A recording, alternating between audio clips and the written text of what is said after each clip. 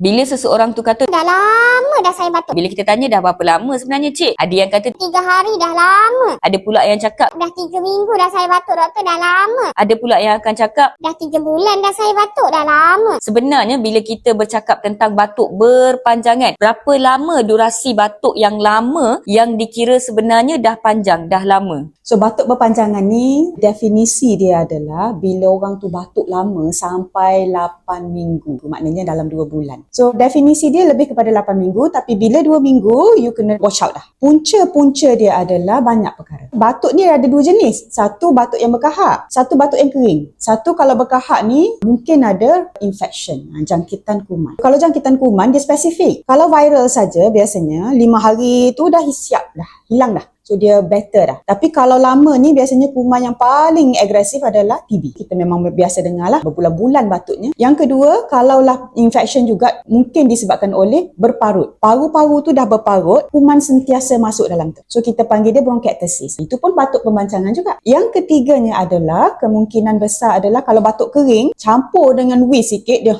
macam tu biasanya adalah asma. Ataupun kalau orang tu merokok ataupun orang tu vaping ada jadi COPD. So kalau macam ini biasanya kita kena tengok keadaan. Kalau batuk panjang sangat tu jangan tunggu. Kita kena tengok sebab banyak benda lain yang kita perlu tahu. Untuk seseorang yang dah ada batuk yang berpanjangan, apa ujian yang kena buat? Kalaulah batuk tu 3 hari saja tak apa. Bagi ubat dulu dan tengok. Kalaulah batuk tu dah lama sikit, 2 minggu tu, pergi doktor yang sama, minta dengan dia untuk buat chest x-ray. Bila kita pergi doktor yang berlainan, dia dah tak tahu kita punya simptom sebelum ini. So kadang-kadang kita tak bagi tahu. Oh, saya dah batuk sebenarnya lama sebab takut nak bagi tahu. So bila macam itu, lebih baik sebenarnya kita pergi tempat yang sama supaya kita boleh tengok, monitor. So bila doktor tengok 2 minggu dah ni, dah 3 minggu dah ni. So patutnya kena buat x-ray. So bila kita dapat buat x-ray, kita nampak dalam tu ada cavity ke. So kita boleh nampak. Kalau lebih sikit dah nampak dah ke x-ray tu ada stongkol kat situ lah kononnya lah. So kita boleh pergi pula kepada tempat yang lebih banyak servis sikit, kita buat CT scan. Sebabnya salah satu punca panjang batuk ni adalah kanser. Terutama sekali perokok dan juga orang yang biasanya suka guna vape. So kita pergi, kita tengok. Kalau ada mass kat situ, so benda tu kemungkinan kanser. So kita kena lebih lanjutan sikit lah. Kalau batuk kering biasa, kalau asma macam saya cakap tadi, kita perlukan ujian spirometri. Spirometri tu fungsi paru-paru. So kita boleh tengok ada blok ke,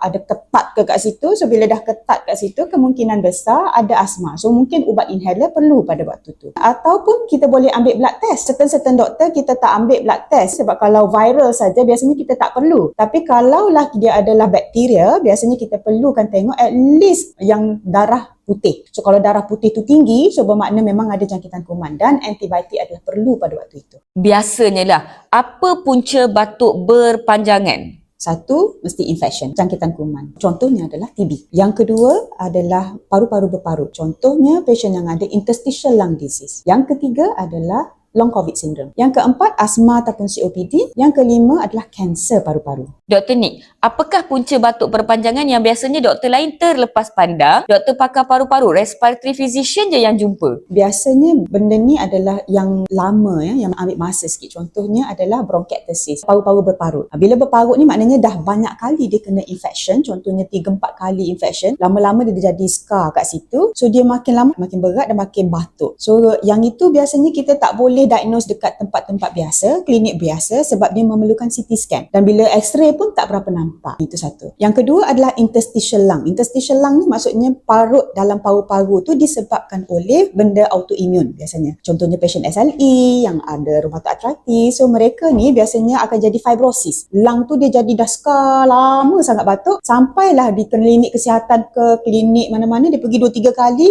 x-ray pun tak nampak. So bila dia sampai dekat kita, bila kita tengok simptom apa semua, kita terus buat CT. So dia boleh nampak daripada situ. Dan masa itulah kita baru nak start bagi treatment macam tu. So biasanya 2 ni lah. Kalau asma, infection biasa, doktor yang biasa-biasa pun dah boleh dapat capture dengan buat x-ray sahaja. So guys, batuk berpanjangan bukan normal, terutamanya kalau lebih daripada 2 minggu, terutamanya kalau dah melebihi 8 minggu, please jumpa doktor pakar, sebaik-baiknya doktor pakar paru-paru respiratory physician. Saya Dr. Nick Nuratikah binti Nick Abid, consultant internal physician dan respiratory physician Columbia Asia Ceras. Video berbentuk pendidikan kesihatan ini dibawakan khas untuk anda oleh Columbia Asia Hospital Ceras.